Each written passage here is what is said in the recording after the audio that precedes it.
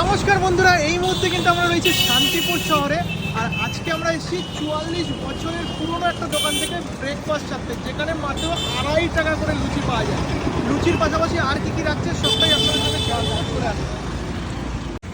দেখো, এই রয়েছে কিন্তু সেই দোকানটা যেখানে আজ থেকে আমি প্রায় 2 বছর আগে এসেছিলাম। তখন কিন্তু দাম ছিল 2 টাকা, তাই তো দাদা?